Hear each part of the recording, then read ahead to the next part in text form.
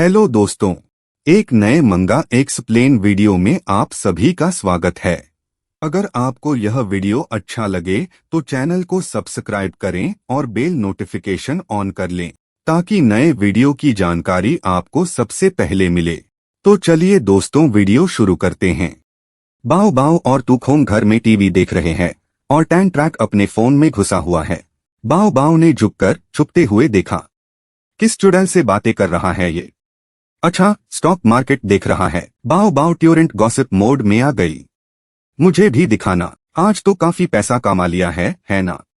दीदी को भी थोड़ा रिवॉर्ड दे दो ना। नहीं दूंगा। पैसा देखते ही तो ये पागलों जैसी हो जाती है। ओह, ये मत सोचो कि थोड़ा पैसा मिल गया तो तुम दीदी को कंट्रोल कर लोगे। मैं तुम्हारा गलती मानने का तरीका देखूंगी, तब डिसाइड करूंगी कि माफ करना है या नहीं। हाँ, दीदी वो औरत नहीं है जिसे तुम अपनी उंगलियों पर नाचा सको। अचानक तुखोंग की आवाज गूंजी। भालू जैसी कमजोर निकम्मा, क्या बकवास कर रही है?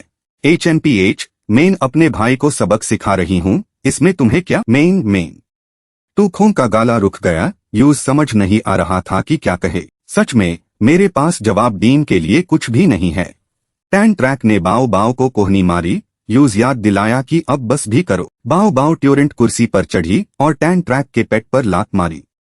मैं वो भालू हूँ, रोर रोर। टैन ट्रैक खुद को रोक ना सका और उसने बाओ बाओ को नीचे धक्का दे दिया। आज तो इस मोट शेर को ये भालू सबक सिखाएगा। आह तुखोंग, ये फिर से मुझे मार रहा है। ओह, इसमें मेरा क्या काम? उसके बाद टैन ट्रैक ने बाओ बाओ के बट पार पैट पैट थप्पड़ मारे।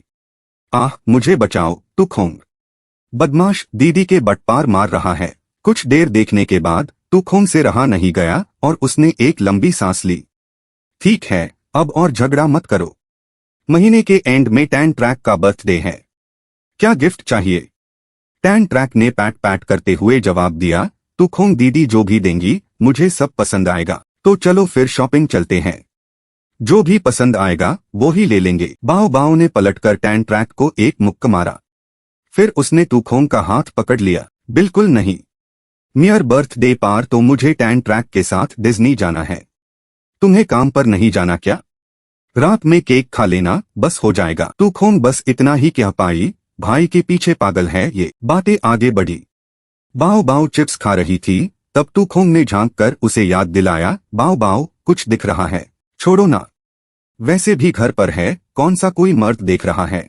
शायद तुम मर्द नहीं हो। अचानक टैन ट्रैक ने खांसा, खू खू। आयो मॉम भी ना। पहले शॉपिंग करते वक्त अम्ब्रेला नहीं ले गई थी, बारिश में भीग गई और सर्दी लग गई है। कब शॉपिंग करने गई थी? दीदी को तो पता ही नहीं। मैं तो एडवर्टाइजमेंट शूट कर रही थी, मुझे कैसे पता होता? पिछले महीने मॉम होंग कियाओ गई थी, तब भी बारिश में भीग गई थी और सर्दी लग गई थी। ये सुनकर बाओ बाओ बुरी तरह हैरान हो गई। मॉम पिछले महीने होंग कियाओ गई थी क्या? ओह, दीदी को तो पता ही नहीं था। ये तो तुम्हारे जैसा नहीं है। तुमने मेरी डायरी भी चोरी से नहीं पढ़ी। अरे, अब तुम इतने बड़े हो गए हो, दीदी तुम्हारी प्राइवेसी की रिस्पेक्ट करती है ना? दीदी को पता है, बस इतना काफी है। छुपकर पढ़ना तो बहुत बड़ी बात है। टैन ट्रैक ने मन ही मन सोचा, अगर दीदी को ये पता चल गया कि वो इस बुढ़े आदमी की असल बेटी नहीं है तो उनका ये शीशे जैसा दिल जरूर टूट जाएगा। मैंने बस तुम्हारी डायरी में झांक ही तो लिया था, इसमें क्या बड़ी बात है? टैन ट्रैक ने हैरत से पूछा, सच में? बाओ बाओ ने जवाब नहीं दिया, उठ के अंगड़ाई ली। उफ, कितनी नींद आ रही है, मैं जा रही सोने। वो अपने रूम में जाते हुए मन ही मन सोची, कुछ बातें तुम कहती नहीं हो पर मैं जानती हूँ। सीन शिफ्ट होता है किन जहे की कंपनी के मीटिंग रूम में। ये मीटिंग सबको बताने के लिए है कि किन जहे अब इन्वेस्टमेंट डिपार्टमेंट का जनरल मैनेजर है। ये सुनकर ज्यादातर लोग हैरान रह गए। तुम ये क्या कर रहे हो? इन्वेस्टमेंट डिपार्टमेंट का जनरल मैनेजर? अपनी मर्जी से अपॉइंटमेंट? किसी से पूछा तक नहीं? किसी से पूछने की जरूरत? कंपनी के सारे हाई लेवल पोजीशंस मैं ही अपॉइंट करता हूँ। मुझे याद नहीं कि मुझे किसी से परमिशन लेनी पड़ती है। HMPH, main deputy general manager हूँ। मैं इस मजकिया अपॉइंटमेंट से सहमत नहीं हूँ। इन्वेस्टमेंट डिपार्टमेंट कंपनी का की प्रॉफिट मेकिंग डिपार्टमेंट है। इस डिपार्टमेंट का जनरल मैनेजर बहुत इंपॉर्टेंट होता है। जरूरी प्रोसीजर्स को इग्नोर नहीं किया जा सकता। किसी भी पोजीशन की अपॉइंटमेंट के लिए रूल्स होते हैं।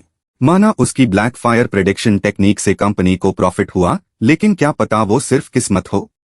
इस बूमिंग स्टॉक मार्केट में तो बहुत से लकी लोग सही स्टॉक्स चुन लेते हैं। अगर आपने उसके प्लान्स देखे होते तो आप ऐसा नहीं सोचते।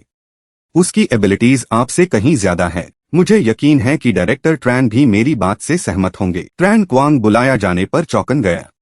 यूज याद आया कि कल के सारे रिस्की ऑर्डर्स किन जहे ने ही दिए थे। उसने कहना शुरू किया, अगर ऐसा है तो मुझे कोई ऐतराज नहीं है। HMPH। आखिर कल क्या हुआ था? कल हमारे डिपार्टमेंट ने बैंक 6.023 की शॉर्ट सेलिंग में सपोर्ट खरीदा था। एक इन्वेस्टर ने बीच में घुसकर प्रॉब्लम क्रिएट की। वो अपने आइडल कैपिटल से उससे ऊपर खींचना चाहता था। उस वक्त प्राइस सीधा 12 डे मूविंग एवरेज तक पुल हो गया। इंडिविजुअल इन्वेस्टर ओट ने खरीदा। मैं तो पहले विथड्रॉ करने वाला था, लेकिन हमारे जनरल मैनेजर ने फोन करके हमें लॉस होल्ड करने को कहा। कुछ देर और वेट करने पर उल्टा हमें बहुत बड़ा प्रॉफिट हुआ। ये सब किन जहे का ही आइडिया था। अगले कुछ दिनों बाद का सीन लगभग ल्यूनर कैलेंडर की 12-13 तारीख। बाओ बाओ और जेडाई किन सुपरमार्केट से लौट रहे थे। बाओ बाओ चिकन महंगा मिला, पर मैंने सबसे फ्रेश चिकन और मशरूम्स चूज किए हैं। आह जहे का चिकन खाने का इंतजार नहीं हो रहा। ये सुनकर जेडाई किन तो जैसे फ्रीज हो गई, समझकर कि दूसरा कुछ गलत सोच रहा है। बाओ बाओ ने ट्यूरेंट एक्सप्लेन किया कि उसका मतलब आह जहे का बनाया हुआ चिकन खाने से था। उसके बाद दोनों फिर से घर की तरफ चल पड़े। अचानक एक टोपी पहने हुए आदमी उन दोनों के पास से गुजरा और उसी पाल सामने की स्ट्रीट लाइट बुझ गई। अरे ये जगह सेफ नहीं लग रही, तो मेन आह जहे को बुलाती हूँ, वो हमें पिक कर लेगा। बाओ बाओ ने जेब में हाथ डाला, पर फोन नहीं मिला। है फोन चोरी हो गया क्या? उसने पलटकर उस आदमी को देखा। वो बहुत सस्पिशियस लग रहा था। बाओ बाओ ट्यूरेंट भागी और उससे पकड़ लिया। मेरा फोन वापस कर। इस प्रोजेक्ट के इतने अच्छे रिजल्ट्स आना सच में एक प्लेजेंट सरप्राइज है। नैन मैन तुम्हें बहुत हाई प्रेस दे रही है। कल वो मुझसे मिली और कहा कि वो चाहती है कि तुम एक अलग डिपार्टमेंट मैनेज करो, पर ये कुछ ज्यादा रीजनेबल नहीं होगा, है ना? इसलिए मैंने मना कर दिया। लेकिन मुझे लगता है कि तुम्हें डेप्यूटी डायरेक्टर की पोजीशन देना शायद ज्यादा ठीक रहेगा। तुम्हारा क्या ख्याल है? अच्छा, क्या मैं मैडम GM का असिस्टेंट बन सकता हूँ? मेयर असिस्टेंट को मेरे लिए हर तरह के डॉक्यूमेंट्स तैयार करने होते हैं, जैसे कंपनी के फाइनेंशियल स्टेटमेंट्स, मार्केट रिसर्च और सभी आइटम्स की कंसोलिडेटेड रिपोर्ट्स। पिछले कुछ टाइम से तुम मुझसे कंपनी से रिलेटेड डॉक्यूमेंट्स देखने को कह रहे हो। किन जहे, जो चीजें तुम देखना चाहते हो वो एक जूनियर एम्प्लॉय को देखने की इजाजत नहीं है। तुम करना क्या चाहते हो? किन जहे ने अपनी शोल्डर थपथपाई, फिर स्टॉक फ्यूचर्स एनालिसिस बोर्ड की तरफ इशारा किया। ओह, तुम फ्यूचर्स के बारे में रिसर्च करते हो क्या? उसने हाँ में सर हिलाया। तो मैडम GM खादी हो गई। ये investment project investment department to handle कर रहा है। वो शॉर्ट सेलिंग कर रहे हैं। तुम्हारा क्या ख्याल है? शॉर्ट सेलिंग ऐसे ट्रांजैक्शंस होते हैं जब फाइनेंशियल एसेट्स नेगेटिव डिक्लाइन में होते हैं। बॉटम पे खरीद कर टॉप पे बेचने की बजाय हम टॉप पे खरीद कर बॉटम पे बेचते हैं ताकि एसेट प्राइस चेंजेस से प्रॉफिट कमा सके। बोर्ड पर थोड़ा फ्लक्चुएशन है। फिलहाल शॉर्ट सेलिंग का फायदा भारी है। बेहतर होगा कि लालच ना करें। फ्यूचर्स मार्केट में कैपिटल वापस लेना भी फेडमेंट होगा। लॉन्ग पोजीशन एक जनरल ट्रेंड है। सीन शिफ्ट होता है इन्वेस्टमेंट डिपार्टमेंट टू के ऑफिस में। डिपार्टमेंट टू के डायरेक्टर ट्रैन क्वांग बैठे हैं, चार्ट्स को एनालाइज कर रहे हैं। अचानक एक घबराया हुआ एम्प्लॉई भागते हुए आया और चिल्लाया, बॉस, सिचुएशन बदल गई है। लॉन्ग बाइंग बहुत अग्रेसिव हो गई है। एक ही बार में इतना पैसा डाल दिया। अब ये ऑलमोस्ट रेजिस्टेंस लेवल तक आ गया है। क्या करें? इनिशियल चार्ट्स में थोड़ा राइज था और उसके बाद 3 अपवर्ड लाइंस बन गई। अब ये 3 यांग ओपन प्रॉस्पेरिटी है, पलट गया है। बहुत बड़ा प्रॉफिट। हमारी पोजीशन अब कितनी बची है? 850,000 शेयर्स। ये सुनकर ट्रैन क्वांग ने चौंक कर चिल्लाया, अकाउंट नंबर 6 को ट्यूरेंट विथड्रॉ करने को कहो। ज्यादा लालची मत बनो। जनरल मैनेजर के ऑफिस में वापस। तुम्हारे हिसाब से शॉर्ट और लॉन्ग पोजीशन में कौन जीतेगा? मोमेंटम के हिसाब से लॉन्ग पोजीशन अभी बैम्बू की तरह टूटने वाली, अनस्टॉपेबल है। अगर शॉर्ट सेलिंग कुछ मिनट के लिए शांत और स्टेबल रह पाती तो सिचुएशन पलट सकती थी। बस डर है कि वो डर कर भाग ना जाए और अपने बेस को छोड़ ना दे। ये सुनकर मैडम GM जल्दी से उठी और अपनी डेस्क की तरफ बढ़ी। उसने फोन उठाया और ट्रैन क्वांग का नंबर डायल किया। अगर पोजीशन क्लोज नहीं कर रहे हो तो कुछ मिनट्स और होल्ड करो। टू सर, हमने यहाँ बहुत पैसा इन्वेस्ट किया है, जो भी नुकसान होगा वो मेरी जिम्मेदारी है। फोन मैट काटना, अभी मुझे कुछ ऑर्डर्स डीन है। ये सुनकर ट्रैन क्वांग ने यंग मास्टर को बुलाया। तायू व्यूओंग, थोड़ा इंतजार करो। बॉस, और किस चीज का इंतजार कर रहे हो? अगर मदद नहीं की तो हमें बहुत बड़ा नुकसान होगा। इस वक्त डायरेक्टर टू ने फोन पर इंस्ट्रक्शंस दिए, ट्रेडर को कमांड देते हुए। सभी को 6 शॉर्ट सेलिंग प्राइसेस में बांट दो। हर ट्रांजैक्शन 2000 से 3000 शेयर्स का होगा। अपनी मर्जी से 3 अकाउंट्स सिलेक्ट करो, लॉन्ग सेलिंग की रिक्वायरमेंट के हिसाब से।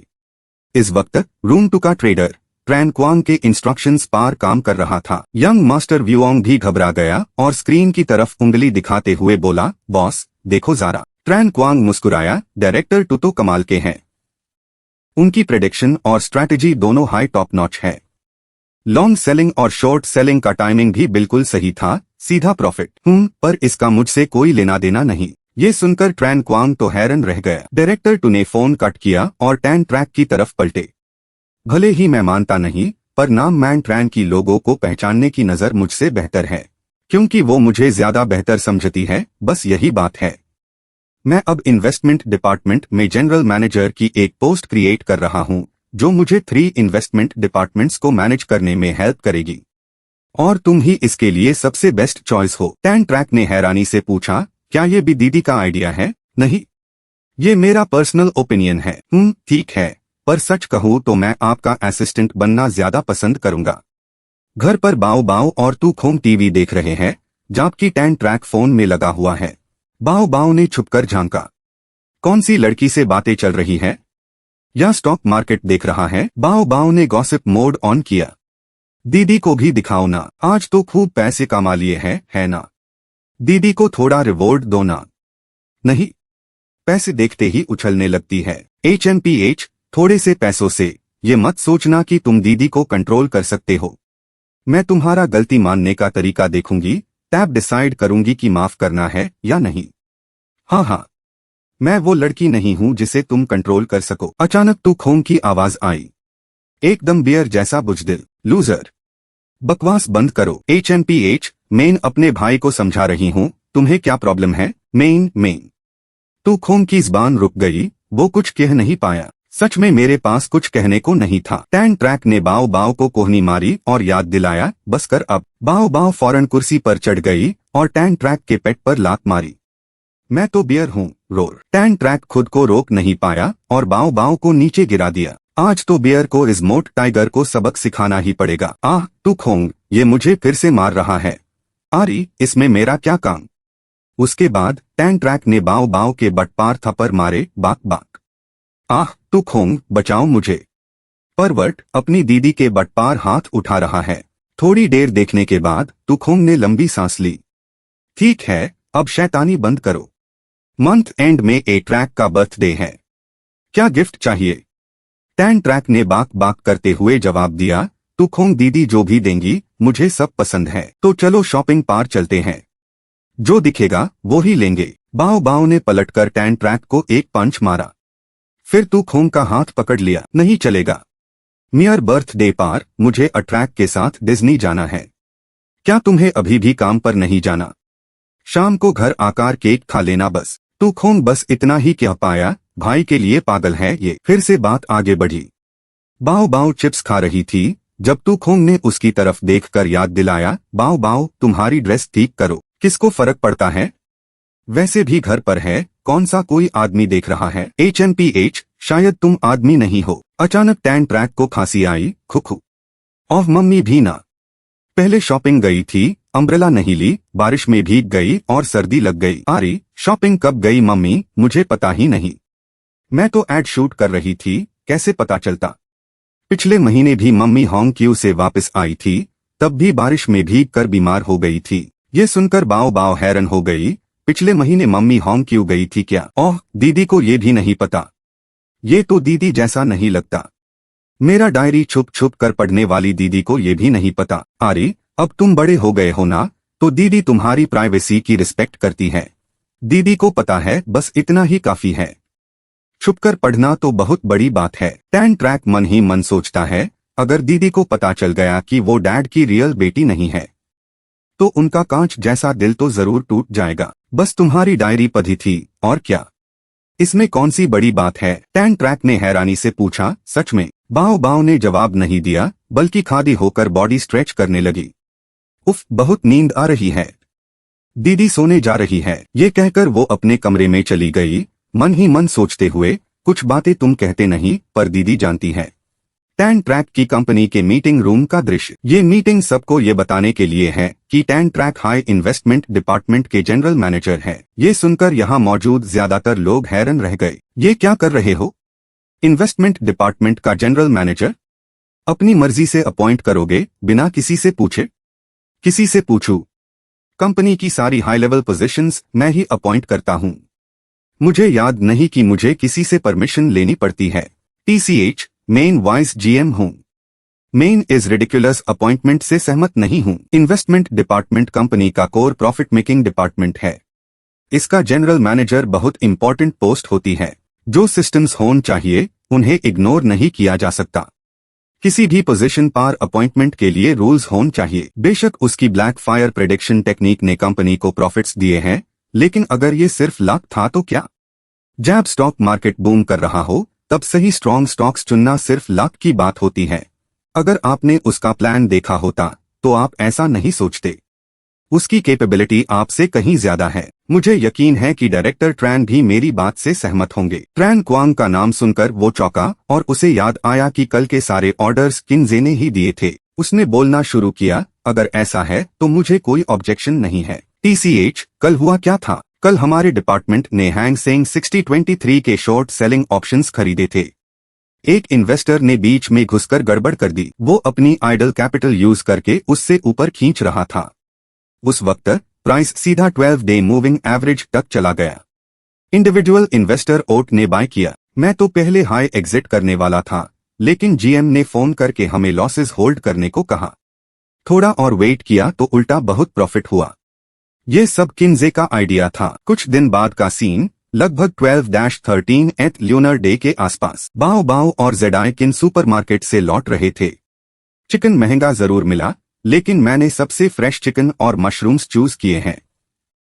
अब और वेट नहीं होता, किन्जे के हाथ का चिकन खाना है। ये सुनकर जेडाई किन फ्रीज हो गई। ये जानते हुए कि दूसरा कुछ गलत सोच रहा है, बाओ बाओ ने ट्यूरेंट एक्सप्लेन किया कि वो किन्जे का बनाया हुआ चिकन खाने की बात कर रही थी। उसके बाद दोनों घर की तरफ चलते रहे। अचानक एक टोपी पहने हुए आदमी उन दोनों के पास से गुजरा। उसी वक्त सामने की स्ट्रीट लाइट बैंड हो गई। ओह, ये जगह सेफ नहीं है, तो मैं किन्जे को फोन करके बुलाती हूँ। बाओ बाओ ने अपनी जेब में हाथ डाला लेकिन फोन नहीं मिला। क्या? फोन चोरी हो गया? उसने पलटकर उस आदमी को देखा, वो बहुत सस्पिशियस लग रहा था। बाओ बाओ ट्यूरेंट भागकर उससे रोकने लगी। मेरा फोन वापस दो। वो आदमी छुटने की कोशिश करने लगा और भागा। मैंने तुम्हारा फोन कब लिया? नहीं, जल्दी मेरा फोन वापस दो। बाओ बाओ के दिमाग में पुरानी यादें ताजा हो गई। ये वो फोन था जो उसने किन्जे के साथ अपनी पहली सैलरी से खरीदा था। दोनों के पास एक हाई मॉडल के फोन्स द और रिंगटोन भी सेम थी। 2 साल से किन्जे ने कभी अपना फोन नहीं बदला और अब पैसा होने के बावजूद भी वो बदलना नहीं चाहती। मैं नए ब्रांडेड हैंडबैग्स खरीद सकती हूँ, लेकिन इस फोन को बदलने का ख्याल तक मेरे मन में कभी नहीं आया। बाओ बाओ ने अपनी पूरी ताकत लगाकर चिल्लाया, मेरा फोन वापस दो। वो आदमी ने अपनी जेब में हाथ डाला कुछ निकलने के लिए। यूज डर था कि वो बाओ बाओ को नुकसान पहुंचाने के लिए कोई वेपन निकलेगा, इसलिए जेडाई किन भागकर उससे अलग करने आई। फोन ले लो और दफा हो जाओ। ये देखकर चोर पलट गया और भागने लगा। जेडाई किन ने उसे तसल्ली देते हुए कहा, ठीक है, बस एक फोन हाय तो है, लेकिन वो तो। अचानक एक पठार तेजी से उन दोनों के पास से गुजरा। वो सीधा भागते हुए चोर की पीठ पर जा लगा। किन्जे एक चीते की तरह उसकी तरफ लपका। एक ही झटके में किन्जे ने चोर के मुंह पर सीधा किक मारी। वो दर्द से चीखता हुआ जमीन पर गिर गया। अचानक एक और आदमी एक चाकू लिए एक छोटी गली से निकला। बाओ बाओ ने खतरा देखा और किन्जे को होशियार रहने को कहा। वो चाकू लिए किन्जे की तरफ हमला करने लपका। उसने आसानी से डॉज किया और उसकी एल्बो पार स्ट्राइक करके चाकू गिरा दिया। उसके बाद एक पंच सीधा उसके मुंह पार जैक दिया और आखिर में एक किक सीधी उसके पेट पर मारी। ऐसे वर्थलेस लोग क्या रॉबरी करना सीखेंगे? ये देखकर कि दोनों अब और रेजिस्ट नहीं कर सकते थे, किन्जे ने अपना फोन निकला और पुलिस को बुलाया। जेडाई किन और बाओ बाओ घबराकर भागते हुए पास आए। किन्जे, तुम ठीक हो ना? ओह, मैं ठीक हूँ। आप दोनों वही रुको, मैं सब संभल लूंगा। दोनों लड़कियां किन्जे के करिश्मा से इम्प्रेस हो गई। बहुत जल्दी उन दोनों को हथकड़ी लग गई। किन्जे ने उन दोनों का हाथ पकड़ा और घर की तरफ चल दिया। बाओ बाओ ने अपना पीछे से टूटा हुआ फोन पकड़ा हुआ था और उसका चेहरा उदास था। किन्जे ने उसे तसल्ली दी, कोई बात नहीं, हम दूसरा खरीद लेंगे। नया खरीदने से क्या होगा? वो पहले जैसा थोड़ी ना होगा। तू खोंग अपना फोन नहीं निकल रहा था। पुराना जाएगा नहीं तो नया आएगा कैसे? चलो, मैं तुम्हें अपना फोन देता हूँ। अचानक तुखोंग का फोन वाइब्रेट हुआ। वो जल्दी से एक तरफ भागी। मैं बस फोन उठा के आती हूँ। ये पुराने या नए होने का मसला नहीं है, बल्कि टैन ट्रैक को ये देखकर थोड़ा दर्द हुआ। उसने जेब में हाथ डाला और अपना फोन निकला और फिर उसे जमीन पर दे मारा। वो टुकड़े टुकड़े हो गया। मेरा भी टूट गया। अब चलो, हम दोनों नए खरीदते हैं। बाओ बाओ शर्मा गई। कैसा? दोनों का क्या मतलब?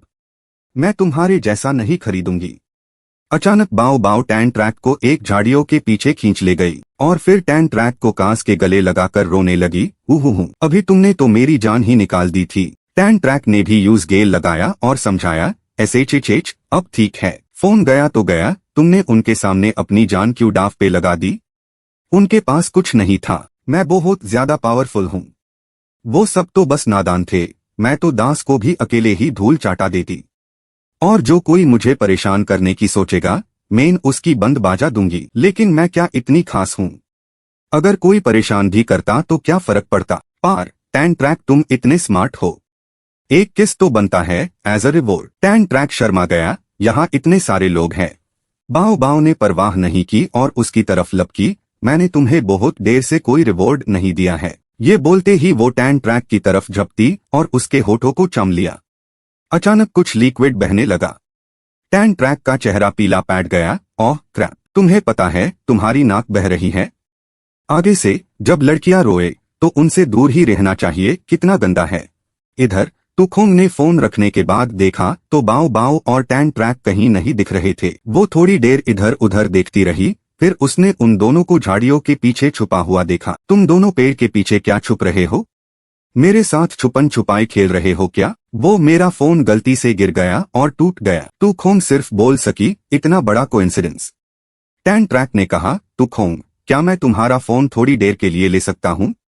मैं ऑनलाइन फोन देखकर टोरेंट खरीद लेता हूँ। ओह, मैं भी देखूंगी। टैन ट्रैक ने अपनी जेब से बाओ बाओ का फोन निकला और दोनों देखने लगे। जैसे ही उसने शॉपी खोला, उसने एक एरोटिक लिंगरी स्टोर से 2 महीने पुराने 7 मैसेजेस देखे। हेलो, क्या सब मर्द ऐसी सेक्सी लिंगरी पसंद करते हैं? हाँ जी, ज्यादातर मर्द हमारे डिजाइन्स में इंटरेस्ट रखते हैं। ये तो कुछ ज्यादा हाई ट्रांसपेरेंट है, बहुत रिवीलिंग लग रहा है। ऐसे ही तो लोग अट्रैक्ट होते हैं। मर्द तो बिल्कुल रेजिस्ट नहीं कर पाएंगे, आप बेफिक्र होकर पहनिए। टैन ट्रैक बस सोचता रह गया, तो वो बाओ बाओ रिलेशनशिप में है, वो भी 2 महीने पहले से। कौन है वो? बात कितनी आगे बढ़ गई है। अगर वो ऐसी लिंगरी पहन सकती है तो पक्का वो इस टाइप के रिलेशन में है। कितनी सफाई से छुपाया उसने, मुझे तो बिल्कुल खबर नहीं हुई। इसीलिए तो उसने बर्थडे पर सेक्सी लिंगरी पहनी थी। इसी पाल बाओ बाओ टैन ट्रैक की तरफ मुड़ी और उसका हाथ खींच कर बोली, अच्छा टैन ट्रैक, बताओ ये फोन मॉडल कैसा है? उसने झटके से अपना हाथ छुड़ा लिया। अगर तुम्हें पसंद है तो खरीद लो। अगर मुझे पसंद नहीं तो तुम क्यों खरीद रही हो? तुम अपना खरीदो, मैं अपना खरीदूंगा। ये लो अपना फोन। ये बोलते हाई टैन ट्रैक ने पीठ फिरा ली और वहां से चल दिया। बाओ बाओ को कुछ समझ नहीं आया और वो चिल्लाई, क्या हुआ? ऐसे ही गुस्सा हो गए। वो भागकर टैन ट्रैक का हाथ पकड़ने गई, पर उसने झटके से अपना हाथ छुड़ा लिया। उसने मदद के लिए तुखोंग की तरफ देखा, पर तुखोंग ने भी हाथ खड़े कर दिए। मुझे कुछ नहीं पता। टैन ट्रैक सीधे अपने कमरे में गया और दरवाजा जोर से पटका। तुखोंग, उफ, जब भी मैं तुम दोनों के बीच फंसती हूँ मुझे कितनी बेचैनी होती है। बड़े हो जाओ ना, मैं अभी नहाने जा रही हूँ। उस रात बाओ बाओ ने टैन ट्रैक के कमरे का दरवाजा धक्का देकर खोला। टैन ट्रैक, ये दूध पी लो और फिर सो जाओ। वो बिना कपड़ों के था। शर्मा कर उसने ब्लैंकेट खींचकर खुद को ढाका, अंदर आ गई और नॉक भी नहीं किया। मेरी गलती हो गई। नेक्स्ट टाइम नॉक करूंगी। बाओ बाओ टैन ट्रैक, देखो वो फोन मॉडल कितना खूबसूरत है, चलो खरीदते हैं। टैन ट्रैक, अगर तुम्हें खरीदना है तो खरीद लो, मैं नहीं खरीदूंगा। बाओ बाओ सोचने लगी, उफ, मुझसे क्या गलती हो गई, क्या मैं बादल नहीं सकती। फिर वो टैन ट्रैक के चेहरे के पास झुकी और फुसफुसाई, अच्छे बच्चे बनो, जिद मत करो। टैन ट्रैक, क्या तुम दूसरे मॉडर्न के साथ भी ऐसे हाई पेश आती हो।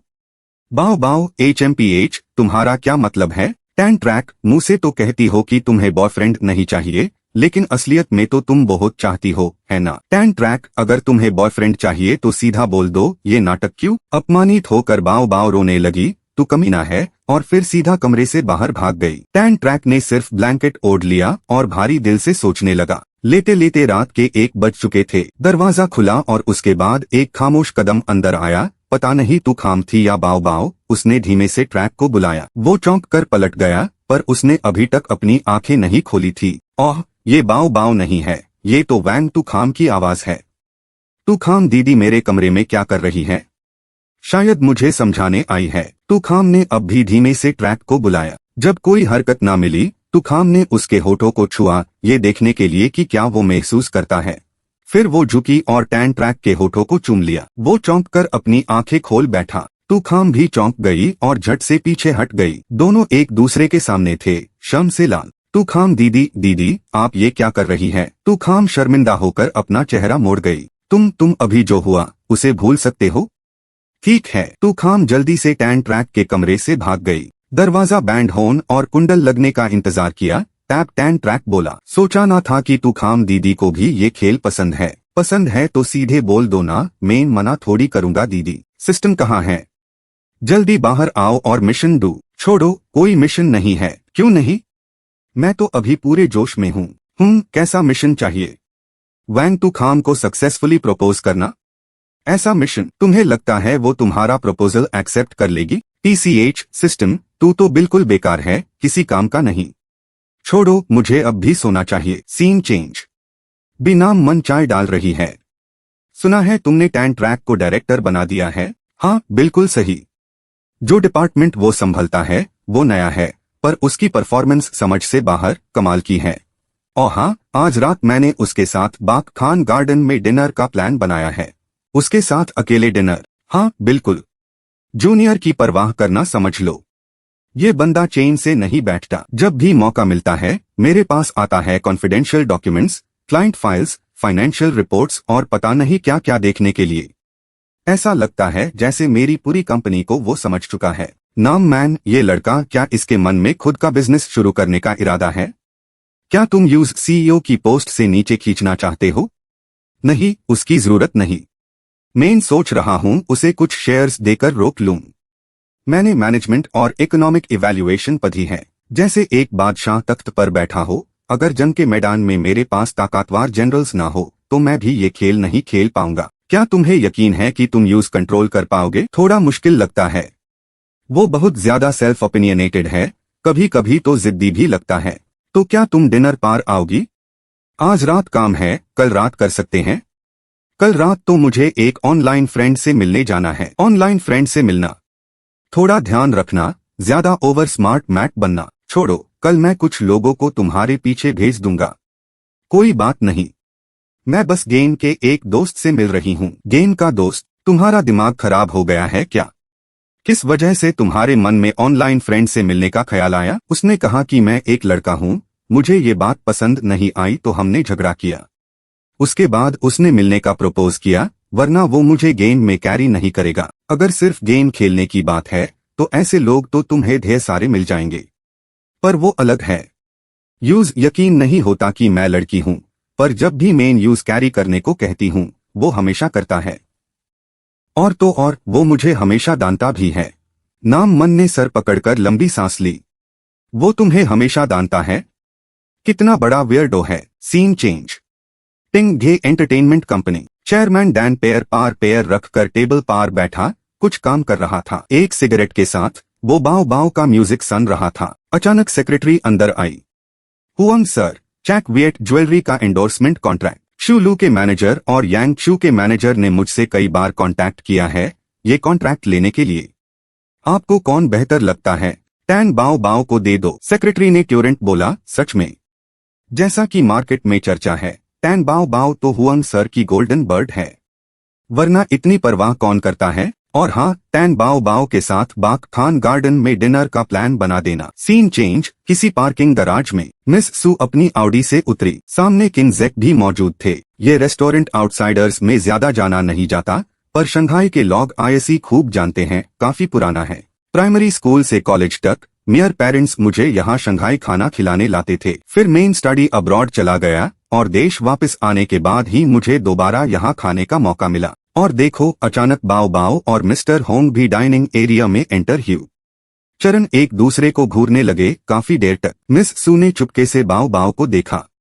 क्या कमाल की व्हाइट लोटस है, हवा में लहराती हुई। मिस्टर होंग ने ताना मारा किन ज़ेक को, तो अब तुम प्लेन उड़ा रहे हो क्या? इंसान का चेहरा पर दिल में हैवान। बाओ बाओ और किन ज़ेक एक दूसरे को ऐसे गो रहे थे जैसे अभी बिजली कड़क पड़ेगी। किन ज़ेक ने एक लंबी सांस ली, गुस्से में हाफ किया और मुड़कर चला गया। किन ज़ेक और मिस सू आगे बढ़े, बाओ बाओ और मिस्टर होंग उनके पीछे। बाओ बाओ ने मिस सू को देखा और सोचा, ये इंसान तो बड़ी मुसीबत ला सकता है। मिस्टर होंग ने मिस सू के पैरों की तरफ देखा और हे है करके हंसा। इस लड़की का क्लास तो नेक्स्ट लेवल है। तभी रिसेप्शनिस्ट बाहर आई और गेस्ट्स को वेलकम किया। क्या लोग साथ में है क्या? रिजर्वेशन है आपकी? नहीं, मैंने रूम नंबर 7 रिजर्व किया है, डू लॉग ऑन के लिए। ओह ठीक है, तो प्लीज मेयर साथ आइए, हमने टेबल नंबर 12 बुक किया है। जल्दी ही किन ज़ेक रूम नंबर 7 में पहुंच गया। मिस सू लगातार बोलती रही। एवरेज प्रॉफिट 85% है। अगर तुमने इतनी लापरवाही ना की होती तो तुम्हारे अचीवमेंट्स की लिस्ट और भी बेहतर होती। जब पता है कि केयरलेस रहना ठीक नहीं, तो बच्चे क्यों नहीं? किन ज़ेक ने जवाब दिया, इन्वेस्टमेंट में थोड़ा रिस्क ना लो तो रेनबो कैसे दिखेगा? पर उसके दिमाग में अभी भी चल रहा था, लिंगरी मिस्टेरियस बॉयफ्रेंड, किसी अनजान आदमी के साथ डिनर। मुझे तो बोला था कि बॉयफ्रेंड नहीं ढूंढ रही, और मम्मी की अरेंज की हुई ब्लाइंड डेट्स भी मना कर दी थी, और यहाँ चुपके से बाहर एक हैंडसम गाय ढूंढ लिया। मम्मी तो सह सकती है, पर ये छोटा भाई नहीं, मुझे उन्हें बर्बाद करना ही होगा। वैसे भी दीदी ने भी तो एक बार मुझे बर्बाद किया था, अब मेरा बदला लेने का टाइम है। ये सोचकर किन ज़ेक उठा और बोला, एमएस सू, मैं थोड़ी देर के लिए वॉशरूम जा रहा हूँ। ये कहकर किन ज़ेक चला गया। मिस सू शांति से चाय पी रही थी कि अचानक दरवाजे पर दस्तक हुई। ओह, क्या सभी मॉडर्न को इतनी जल्दी वॉशरूम जाना होता है? 1 मिनट भी नहीं लगा अंदर बाहर आने में, पर जब दरवाजा खुला तो सामने किन बाओ बाओ खड़ी थी। ओह, ये तो किन बाओ बाओ है ना, वो नए जमाने की सिंगर, झाई नैन की गॉडेस, किन ज़ेक की दीदी। बाओ बाओ ने पूछा, किन ज़ेक कहाँ है? वो वॉशरूम गया है, मिस सू ने जवाब दिया। किन बाओ बाओ, तुम यहाँ क्या कर रही हो? मैं अपने छोटे भाई को ढूंढने आई हूँ, यूज घर ले जाने के लिए। ओह, पहले खाना खा लो फिर जाना। मेन वेटर को बोलती हूँ तुम्हारे लिए एक और बॉल ले आए। बाओ बाओ ने टेबल पार हाथ पटका। Little sister? किसको बोल रही हो? मैं 27 साल की हूँ, तुमसे 2 साल बड़ी। कौन किसकी लिटिल सिस्टर है यहाँ? ये सब सोचते हुए भी मिस सू ने शांति से जवाब दिया, सू एनजीओसी। ये मिस सू, तुम्हारा मेयर एजेक से क्या कनेक्शन है? सू एनजीओसी ने शांति से पानी पिया और बोली, तुम खुद हाई गेस कर लो। बाओ बाओ ने गुस्से में HMPH किया, ढोंगी कहीं की। Stupid green tea. मैं यहाँ तुम जैसी ग्रीन टी से लड़ने नहीं आई हूँ। मेरा मकसद सिर्फ एक है और वो है तमाशा खड़ा करना। मेरे छोटे भाई, इन पार भरोसा करना मुश्किल है। घर पर इसकी गर्लफ्रेंड आंखें बिछाए इंतजार कर रही है और ये बाहर किसी और के साथ खाना खा रहा है। एक बार हेलो भी नहीं बोला। अगर इसकी गर्लफ्रेंड को पता चल गया तो शायद गलत समझ लेगी, रो रो कर तमाशा खड़ा कर देगी। इसी वक्त रूम नंबर 12 से ग्लासेस टकराने की आवाज आई। 2 आदमियों के बीच। भाईजान, आपका नाम तो कब से सुना है। मेन होम येच थोंग, स्टार आर्ट एंटरटेनमेंट कंपनी का चेयरमैन हूँ। आहा, तो आप स्टार आर्ट के चेयरमैन हैं? बहुत सुना है आपके बारे में। लगता है ये वो नहीं है। बाओ बाओ ने लिंगरी अपने बर्थडे से पहले खरीदी थी। तब वो टॉप 500 कंपनी के CEO की सेक्रेटरी थी। क्लियरली मिस्टर होम के साथ उसका कोई सीक्रेट अफेयर नहीं हो सकता। तो ना स्टार आर्ट का चेयरमैन, ना उसका पुराना बॉस। फिर उसने बर्थडे पार वो किसके लिए पहनी थी और उसने देखा, पार रिएक्ट क्यों नहीं किया? रुक जाओ, लिंगरी पहने हुए जो हर दिन दीदी की लिंगरी देखने का मौका पा सकता है। लगता है वो मैं ही हूँ। ये बात समझ आते ही किनजेक का मुंह खुला का खुला रह गया। ओह, क्या हुआ? पियो ना। उसका मन बोला, माफ करना, मेरी तबीयत ठीक नहीं। मियर इमोशंस अभी गिरने वाले हैं। होंग यिच थोंग हैरान हो गया, दारू पीने में भी ऐसा? किनजेक ने सोचा, भले ही वो नहीं, पर ये मिस्टर होंग तो दीदी में कुछ ज्यादा हाई इंटरेस्ट ले रहा है। यूज डिनर के लिए भी बुलाया है। पहली नजर में ही समझ आ गया, इसके इरादे ठीक नहीं। मुझे होशियार रहना होगा। एमआर होंग, मैं आपको एक ड्रिंक ऑफर करता हूँ। ठीक है, मैं भी तुम्हारे टैलेंट की हमेशा तारीफ करता रहा हूँ। किसी और दिन हम अलग से मिलेंगे, मैं तुम्हें घूमने ले जाऊंगा। आदमी तभी असली मर्द बनता है जब वो थोड़ी रंगरलियां मनाता है। सनोज, मिस्टर होंग, आप स्टार आर्ट के चेयरमैन हो, पूरा स्टार आर्ट तो आपका हारम होगा ना? होंग टोंग बोला, ऐसा नहीं कहते। खरगोश अपने बिल के पास की घास नहीं खाता। अगर सारी घास खा लूंगा तो मुश्किल हो जाएगी। किनजेक ने कहा, आप तो कमाल के हैं, पार स्टार आर्ट में सुंदरिया तो बादलों की तरह है, बस उन चलक लुमदियों को पकड़ना है। अगर कोई प्रॉब्लम भी हुई तो निकलना आसान होगा। होंग टोंग ने कहा, तुम्हारी बात में दम है। मेरी दीदी कैसी लगती है आपको? हॉट फिगर और खूबसूरत भी। कभी उसके बारे में सोचा है? हाँ, आजकल की एक्ट्रेसेस तो सर्जरी से भरी पड़ी है। तुम्हारी दीदी जैसी नेचुरल ब्यूटी तो रेयर है, खास करके वो आर ग्लास फिगर है। तुम्हारी फैमिली उसको कैसे पालती है? कुछ नहीं, बस 2-4 थप्पड़ मार दो, मेरी दीदी भी ऐसी हाई बन जाती है। किनजहे ने ऐसा दिखाया जैसे उसके मुंह से गलती से कुछ निकल गया हो और उसने खुद को थप्पड़ मारा। मैं अभी तक नशे में नहीं हूँ, ये क्या बोल गया मैं? फिर उसने एक शराब की बोतल उठाई और पूछा, लेकिन आपने मेरे सवाल का जवाब नहीं दिया। क्या आप मेरी दीदी को चेज करना चाहते हो? अगर तुम्हारी तरफ से कोई दिक्कत ना हो तो मैं अभी भी इस रिश्ते को आगे बढ़ाने के लिए तैयार हूँ, लेकिन अगले महीने मेरी शादी है। बस यही कह सकता हूँ कि तुम्हारी दीदी के साथ किस्मत में मिलना लिखा था, लेकिन नसीब में साथ नहीं। सुन मेरे भाई, उस वक्त मेरी शादी में जरूर आना। रुको, क्या आप मेरी दीदी की खूबसूरती पर फिदा नहीं हो? आप उनका इतना ख्याल क्यों रख रहे हो? मुझे ये मत कहना कि आप एक हार्ड वर्किंग पैशनेट प्रोफेशनल हो। ही है, मैं तो बस किसी और का काम कर रहा हूँ। किनजहे हैरत से बोला, किसने आपको ये काम दिया है? ऊपर से तुम्हारी फैमिली के कनेक्शंस बहुत बड़े हैं। किन बाओ एंटरटेनमेंट इंडस्ट्री में अच्छे से घुल मिल सकती है और उसे किसी हिडन रोल का डर भी नहीं होगा। ये सुनकर किनजहे सोच में पैट गया। मेरी माँ एक होममेकर है और मेरे पापा यूनिवर्सिटी के लेक्चरर। हमारे पास ये बेड सोशल कनेक्शंस कहाँ से आएंगे? कहीं ये वैंग जेडाई तो नहीं? किनजहे ने फोन निकालकर घर कॉल करने का सोचा, लेकिन उसे याद आया उसका फोन तो दूसरे कमरे में ही छूट गया है। अरे यार, यहाँ आधा घंटा हो गया है। मेरी दीदी क्या बच्चा पैदा करने गई है या फिर दोबारा जन्म लेने? आधे घंटे से वॉशरूम में है। सुवायु को इतनी देर से इंतजार करवा रहा हूँ, वो तो अब मुझे मारने की सोच रही होगी। हुआंगजोंग, मैं अब चलता हूँ। फिर किनजहे जल्दी से अपने कमरे में वापस गया, लेकिन वहाँ कोई नहीं था, एक सफाई करने वाली वेटरेस के अलावा। सर, आपको और कुछ चाहिए क्या? आपने मेरा फोन देखा? नहीं सर, मैंने नहीं देखा, उसने कहा। ये सुनकर किनजहे बस मेरा तो काम हो गया कहकर अफसोस करने लगा। उधर बाओ जब कमरे में वापस आई तो उसने देखा कि सारी शराब की बोतलें खाली हो चुकी थीं। हुआन यीतोंग नशे में धूत होकर बोला, तुम्हारा छोटा भाई अभी आया था, उसकी ड्रिंकिंग कैपेसिटी भी बहुत अच्छी है।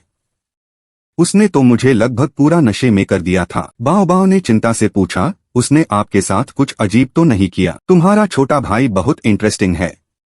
मैं तो उसको कोई अजीब आर्टिस्ट समझ रहा था, लेकिन वो तो बिल्कुल अलग निकला। वो तुम्हारी बहुत परवाह करता है।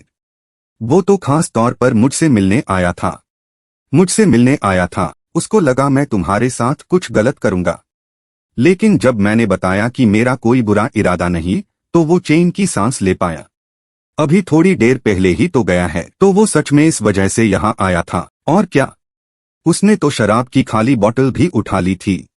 बस मैं एक बार हाँ बोलता और वो पूरी बोतल मियर सर पर मार देता। ये सुनकर बाओ मुस्कुराए, अच्छा तो मैं चलती हूँ। मेरे भाई ने इतनी ज्यादा पी ली है, मुझे उसे घर ले जाना होगा। तुम दोनों भाई बहन में बहुत गहरा प्यार है। ठीक है, तुम जाओ। मेन ड्राइवर को बुलाता हूँ उनको पिक करने के लिए। अभी मुझे थोड़ी देर बैठना पड़ेगा। होश में आने के लिए रेस्टोरेंट के बाहर रोड पार किनजहे अकेला खड़ा था। अचानक बाव बाव की गाड़ी उसके पास आकर रुकी। ओए हैंडसम, 300 में चलोगे? मेरे साथ डेट पार? नहीं नहीं, मैं उस तरह का बंदा नहीं हूँ जो इतनी आसानी से मान जाए। बाव बाव ने गुस्से में कहा, ओए छोटे, जल्दी से गाड़ी में बैठ, यहाँ पार्किंग अलाउड नहीं है। क्या तू चाहता है कि तेरी दीदी की गाड़ी उठाकर पुलिस स्टेशन ले जाई जाए? ये सुनकर किनजहे झट से गाड़ी में बैठ गया। एक पाल में। तो कहाँ चलेंगे हैंडसम? कौन सा होटल, कितना नंबर रूम? उसने ठंडे लहजे में कहा, दीदी ये क्या बकवास कर रही हो, घर चलो। ठीक है, बाव बाव बोली, वैसे अभी अभी मेरी मुलाकात अस ग्रीन टी वाली बॉस लेडी से हुई थी। दीदी उससे कोई बकवास मत करना, मेरा उससे कोई लेना देना नहीं है, और ये ग्रीन टी वाली बातें मत करना। अरे मैंने कुछ कहा ही नहीं, बस 2-4 बातें कैजुअली कर ली थी। कैजुअल बातें की थी। आए, तू मुझ पर विश्वास नहीं करता है ना? बस 2 बातें कर ली, उसमें भी विश्वास नहीं। अगर ज्यादा बकवास की तो तुझे गाड़ी से बाहर फेंक दूंगी। अरे मैं इतना हैंडसम हूँ, क्या तुम मुझे सच में फेंक दोगी? मैं तो तेरा कच्चा चाबा जाऊंगी छोटे। किनजहे ने मन ही मन सोचा, अभी अभी तो मैं सोच रहा था कि कल मैंने दीदी को गलत समझा था, मेरा दिमाग ही खराब है। किनजहे ने घबराहट में पुकारा, दीदी। हाँ क्या हुआ? किनजहे ने सर खुजलते हुए कहा, कुछ नहीं। सिस्टम ने ट्यूरेंट अनाउंस किया, केचू जल्दी माफी मांगो। ओए क्या तुम्हें तमाशा कम लग रहा है? चले जाओ यहाँ से। डिंग डिंग। किन बाव बाव से सच्चे दिल से माफी मांगे। सफलता पार 5 पॉइंट्स, नाकामयाबी पार 10 पॉइंट्स कटेंगे। क्या बकवास है ये? किस बात पर? ये मिशन किचू की अपनी इच्छा से शुरू हुआ है। किचू तुम्हें पछतावा हो रहा है, तुम अपनी दीदी से माफी मांगना चाहते हो, तुम अपनी दीदी को शांत करना चाहते हो, लेकिन तुम्हारी ईगो बीच में आ रही है। किनजहे ने खनसना शुरू किया, ध्यान आकर्षित करने के लिए। दीदी सॉरी। किस बात के लिए सॉरी? बाव बाव ने बहुत कंफ्यूज्ड होकर उस किनजहे की तरफ देखा जो मुंह छिपा रहा था। System alert, task incomplete, host do not forget the 2 words sincerity. Tan track ने लंबी सांस ली और फिर से माफी मांगने लगा। दीदी वो फोन गिरने के लिए मैं सॉरी बोलता हूँ, वैसे भी आपको इतना इम्पोर्टेंट नहीं लगता होगा, पर आप जो चाहे मुझे सुना लो, मैंने कभी आपकी फीलिंग्स का ख्याल नहीं रखा। सॉरी, मुझे वो इतनी बुरी बातें नहीं कहनी चाहिए थी। टैन ट्रैक की ये बातें सुनकर बाव बाव की आंखों में आंसू आ गए, वो इमोशनल हो गई। नेक्स्ट डे का सीन। 2 NGOC एक कैफे में चाय पी रही थी। वो सोच रही थी, वो ग्रेट गॉड कैसी दिखती होगी। शायद कोई लड़का हो, पर लड़की भी हो सकती है।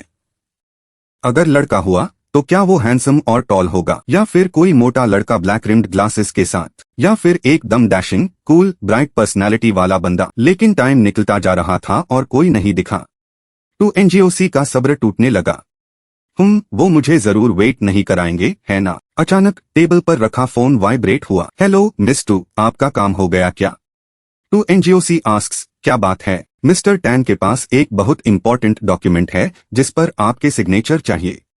वो बहुत जल्दी में है, कह रहे हैं कि उनकी एक और इम्पोर्टेंट मीटिंग है, अभी निकलना है। HMPH, कौन सी अपॉइंटमेंट काम से ज्यादा इम्पोर्टेंट हो सकती है? उसको वेट करने दो। 2 NGOC ने गुस्से में फोन काट दिया। HMPH, खुद कुछ कह नहीं सकते और किसी और से मैसेज भेज रहे हैं, कैसा ग्रेट गॉड है ये। इधर टैन ट्रैक के घर। जैसे ही तूखाम ने दरवाजा खोला और अंदर आई, उसने देखा टैन परिवार के दोनों भाई बहन आपस में झगड़ रहे थे। टैन ट्रैक ने बाव बाव को सोफा पार जोरों से दबोच रखा था।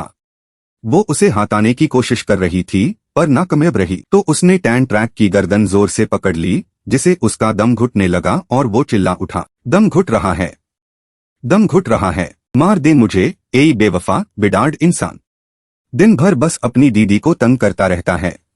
टैन ट्रैक ने अपना हाथ नीचे ले जाकर बाव बाव की कमर पार पिंच किया, जिसे वो दर्द से चिल्ला उठी और उससे छोड़ दिया। टैन ट्रैक, तुम बिल्कुल शरीफ नहीं हो। उसने अपनी टांगे उसकी कमर के अराउंड लपेटी और धूप धूप 2 बार मारा। टैन ट्रैक के वो डुक्वेल एग्स जैसे 2 टुकड़े हो गए, वो वही स्टैचू बन गया। टैन ट्रैक दर्द से तड़पते हुए अपना प्राइवेट पार्ट पकड़कर गिर गया। तूखाम दौड़कर पास आई। टैन ट्रैक, बहुत दर्द हो रहा है क्या? हॉस्पिटल चले क्या? टैन ट्रैक ने कहा, मेरी उन चीजों पर दीदी ने 2 बार किक किया, आप बताओ दर्द होगा या नहीं? बाव बाव को भी रियलाइज हुआ कि उसने हद पार कर दी है। उसने घबराते हुए पूछा, टैन ट्रैक तुम ठीक हो ना? कुछ गलत तो नहीं हुआ है ना? तूखाम ने बाओ बाओ के शोल्डर पार मारा और दांता, ये क्या किया तुमने? तुम्हें बिल्कुल अकल नहीं है क्या? बाओ बाओ ने टैन ट्रैक की पंत उतरने की कोशिश की। दीदी देखेगी क्या हुआ है? उसने ट्यूरेंट उसका हाथ अपने ऊपर से हत्या। दीदी और बदमाशी करनी है क्या? तूखाम ने टैन ट्रैक को एक ग्लास पानी दिया और बोली, फिर भी हमें हॉस्पिटल चले जाना चाहिए। टैन ट्रैक, कोई नहीं, मैं थोड़ा रेस्ट करूंगा तो ठीक हो जाऊंगा। मैं पापा को बताऊंगा कि टैन परिवार का वंश खत्म होने वाला है। बाओ बाओ ने ट्यूरेंट एक मासूम सा चेहरा बना लिया। टैन ट्रैक का दिल पिघल गया। वो बोला, ठीक है, छोड़ दिया दीदी इस बार के लिए। ओह हाँ, आज इंटरनेट पर एजुकेशन मिनिस्ट्री के डॉक्यूमेंट को लेकर बहुत शोर है। उसको बहुत बुरी तरह से क्रिटिसाइज किया जा रहा है। तुम दोनों ने देखा क्या? बाओ बाओ ने पूछा, वो किंडरगार्टन स्टूडेंट्स को इंग्लिश सिखाने वाला मैटर, राइट? मुझे लगता है चाइनीज लैंग्वेज को ज्यादा इंपॉर्टेंस देनी चाहिए। ये कितनी गहरी और वास्ट है। टैन ट्रैक, अच्छा तो दीदी आप वीबो पार जाकर कुछ बातें कहो ना, इस डीप और वास्ट चाइनीज लैंग्वेज को प्रमोट करने के लिए। बाओ बाओ, नहीं बाबा, उससे तो बस और प्रॉब्लम्स आ जाएंगी। अचानक सिस्टम ने अनाउंस किया। होस्ट की इच्छा जानकर बहुत खुशी हुई। कृपया चाइनीज लैंग्वेज की गहराई और विशालता प्रूव करें। सफलता पर 100 पॉइंट्स, असफलता पर उतने हाई पॉइंट्स डिडक्ट होंगे। तो टैन ट्रैक अपनी दीदी की तरफ पैल था और बोला, दीदी मैं आपको ये ट्रेंडिंग टॉपिक पकड़ने का चांस दे रहा हूँ। बाओ बाओ, फिर से कोई झगड़ा कराना चाहते हो क्या? टैन ट्रैक उत्साह से खड़ा हो गया। पेन और पेपर लाओ, अभी लिखता हूँ। लेकिन टैन ट्रैक की पंख के अंदर वाला पेन अभी भी दर्द कर रहा था, जिसे उसके पैर कांप रहे थे। बेचारा दर्द से अपना पेट पकड़कर अंदर चला गया। थोड़ी देर बाद टैन ट्रैक बाहर आया और पेपर जोर से टेबल पार पाठक दिया। बाकी दोनों ने हैरानी से पूछा, ये क्या है? हाँ हाँ, ये नया गाना है। दीदी को तो ये सारे वर्ड्स पता ही नहीं है। इतने सारे अनकॉमन वर्ड्स हैं, तुम इसे गाओगे कैसे? तो मैं इसका एक इजी वर्जन भी लिखूंगा, फोनेटिक ट्रांसक्रिप्शन के साथ। इस तरह के गाने के लिए ज्यादा प्रोफेशनल होने की जरूरत नहीं है। मैं दीदी को कुछ बार गाना सिखाऊंगा, फिर हम वीडियो शूट करेंगे और वीबो पर अपलोड कर देंगे। आजकल तो हर जगह इंग्लिश और चाइनीज लैंग्वेजेस की बातें चल रही है। बाओ बाओ के कोलीग्स भी इसी डिस्कशन में थे। अच्छा हुआ मैंने बचपन में इंग्लिश नहीं पढ़ी, वरना शायद मैं कभी म्यूजिक कंपोज ही नहीं कर पाती। अरे किन बाओ बाओ ने अभी एक वीडियो डाला है, कहीं ये कोई नया सॉन्ग तो नहीं? जब उन्होंने वो वीडियो क्लिक किया तो सामने एक खूबसूरत बाओ बाओ जो ऑडियंस को हाई बोल रही थी, और फिर एक खूबसूरत धुन और उसके बोल जो दिल को छू ले, वो गूंज उठे। गाना सुनकर दोनों बस यही कह पाए, शायद हमने गलत चाइनीज पढ़ी है। मेरी लैंग्वेज तो क्या मेयर पीटी टीचर ने सिखाई थी। आखिर मुझे इतने सारे वर्ड्स क्यों नहीं पता? शायद उसने आज के गरम इंग्लिश चाइनीज लैंग्वेज टॉपिक पे ही ये वीडियो डाला है क्या? वाह, कमाल की लड़की है। किन बाओ बाओ तो जबरदस्त है। उधर घर पर बाओ बाओ लगाकर अपना फोन चेक कर रही थी। अरे जे 1 लाख व्यूज, 3 लाख कमेंट्स, और तो हॉट सर्च पार भी चढ़ गया। हे, मैंने सोचा नहीं था कि इतना बस मिल जाएगा। अब बस ये देखना है कि ये जादू किया किसने है। यूज तो अवार्ड मिलना चाहिए। बाओ बाओ ने ट्यूरेंट अपने होंठ बनाए और किनजे की तरफ लपकी। तभी जेडाई कॉन्ग ने उसका टॉप खींच कर रोका, हम मूवी देखने चलते हैं। तुम अपनी मूवी देखो, मुझे मेरे भाई को किस करने से मत रोको। जेडाई कॉन्ग ने टोकते हुए कहा, ची कितना गंदा है। उसने मुंह नहीं धोया, इतना ऑयली है, और सारे जर्म्स तुम्हारे मुंह में चले जाएंगे। बात सही लगी बाओ बाओ को। उसने भी कहा, ठीक है, अब से नहीं। पर किनजे फौरन बोला, अरे मैं मुंह धो सकता हूं ना। किनजे ने कोशिश तो बहुत की, पर बाओ बाओ ने इशारे से साफ कर दिया, ना मतलब ना। इधर सीन शिफ्ट होता है सुवायु पार, जो अभी एक गेम हार चुकी थी। जिंडू बेड मास्टर्स ने यूज बीच में छोड़ दिया, वो तो अलग बात है, पर वो कई दिनों से गेम पार ऑनलाइन भी नहीं आए। कहीं कुछ गड़बड़ तो नहीं? जब वो इन्हीं ख्यालों में डूबी थी, तभी डोरबेल बाजी। सुवायु ट्यूरेंट उठी और दरवाजा खोला। आप यहाँ इस वक्त? क्या तुम यहाँ रहती हो? ये जगह तो बहुत छोटी और क्रैम्प्ड है पापा। ये जगह घर जैसी सुकून भरी कहाँ है? मुझसे नाराजगी छोड़ दो, घर चलो। पर घर जाकर तो और मुश्किल होगी। क्या मुझे उनकी शक्ल देखनी पड़ेगी? तुम्हारी नफरत बहुत गहरी हो गई है उसके लिए बेटी। मेरी बात मान लो प्लीज। पापा प्लीज अब इस टॉपिक पर बात मत करो। पिछले महीने मैं और नैन मैन हैंगर्स हो गए थे, वहाँ से थोड़ी लॉन्जेविटी लाए हैं, आप टेस्ट करके देखो। ठीक है। वायुएर अब बड़ी हो गई है, इतनी बड़ी कंपनी अकेले संभाल रही है और मेरे लिए भी वक्त निकल लेती है। पर तुम लड़की हो, इतनी स्ट्रेस मत लो। कंपनी के मामले अपने भाई को संभालने दो, उसको फाइनेंस का एफ भी नहीं पता। पता नहीं पापा, आपने उसे वहाँ किस लिए घुसा दिया। अगर समझ नहीं आता तो हायर कर लो किसी को। बॉस बनने के लिए हर फील्ड में एक्सपर्ट होना जरूरी नहीं। मैंने डिसाइड किया है कि मैं एक टीम भेज रहा हूँ तुम्हारे बिजनेस में हेल्प के लिए। तो आप यहाँ ये बात करने आए थे, मुझे याद करके नहीं आए थे। आप ऐसा कर सकते हैं, पार टीम मेंबर्स मेन चुनूंगी। उनके पापा ने कहा कि मेंबर्स तो मैंने डिसाइड कर लिए हैं, तुम्हें चिंता करने की जरूरत नहीं। इस बार सुवायु ने पलटवार किया, क्या आपने चुने हैं या सुहाव ने? ये सुनकर उनके पापा गुस्से में आ गए। तुम दोनों सैग भाई बहन हो, दुश्मनों की तरह बिहेव मत करो। जब मैं यहाँ हूँ तो तुम्हें किस बात का डर है? मैंने तुम्हें कभी कोई नुकसान होने दिया है क्या? आपने तो मुझे बहुत तकलीफ दी है। बचपन से आज तक काम के अलावा आप मेरे साथ कभी थे क्या? आपने कभी मेरी पीटीएम अटेंड की है? आपने कभी मेरा बर्थडे सेलिब्रेट किया है? जब आपका बिजनेस स्टेबल हुआ और आपको फुर्सत मिली तो आपने क्या किया? आपने उस इंसान को घर से निकल दिया जिसने आपका मुश्किल वक्त में साथ दिया था। ये सुनकर उनके पापा ने गुस्से में अपनी बेटी को थप्पड़ मारना चाहा, पर जब उन्होंने देखा कि उनकी बेटी की आंखों में आंसू थे तो उनका हाथ रुक गया। फैसला यही है और यही रहेगा। तुम जैसी लड़की को अपने भाई से टक्कर लेने की क्या जरूरत है? जो कुछ भी तुम्हें मिलना चाहिए वो सब मैं तुम्हें दे दूंगा। ये कहकर वो वहाँ से चले गए, अपनी बेटी को अकेला छोड़कर। अगली सुबह तुली कंपनी के कॉन्फ्रेंस रूम में सबके चेहरे पर एक अलग हाई सीरियसनेस थी। किन जहे को तो कुछ समझ ही नहीं आ रहा था, ये क्या हो रहा है? जोंगफांग ग्रुप के बारे में कभी सुना है तुमने? कंपनी की अचीवमेंट्स तो रॉकेट की तरह ऊपर जा रही है, ग्रोथ की स्पीड रुकने का नाम ही नहीं ले रही। कंपनी ने डिसाइड किया है कि वीपी सू के अंडर एक मैनेजमेंट टीम ज्वाइन करेगी, जो रेगुलरली कंपनी की परफॉर्मेंस रिपोर्ट करेगी, इन्वेस्टमेंट फंड्स अरेंज करेगी और प्रोजेक्ट्स चेक करेगी। हमें उम्मीद है कि फ्यूचर में हम सब मिलकर अच्छा काम करेंगे। लगता है इस ग्रुप का पावर अब चिन वाला है। सिर्फ प्रोजेक्ट्स चेक करना और फंड्स अरेंज करना हाई सू वायु की सारी पावर ले जाएगा। दूसरी बात यह है, वीपी सू आप बोलिए। कंपनी एक नया डिपार्टमेंट बनाएगी, investment banking department. Investment department के डायरेक्टर को इन्वेस्टमेंट बैंकिंग डिपार्टमेंट में ट्रांसफर किया जाएगा, पोजीशन वो ही रहेगी। इन्वेस्टमेंट बैंकिंग तो कब से चल रहा है, अभी सबसे हॉट और प्रॉफिटेबल तो स्टॉक इन्वेस्टमेंट है, फिर फ्यूचर्स। मुझे इन्वेस्टमेंट बैंकिंग में धकेलना मतलब मुझे एक तरह से जेल में बंद करना है। इन्वेस्टमेंट डिपार्टमेंट के जनरल मैनेजर अब जू वोवे होंगे और पहले के जनरल मैनेजर किन जहे को इन्वेस्टमेंट बैंकिंग डिपार्टमेंट में ट्रांसफर किया जाएगा। ये तो एक पूरा सेट किया हुआ ड्रामा है।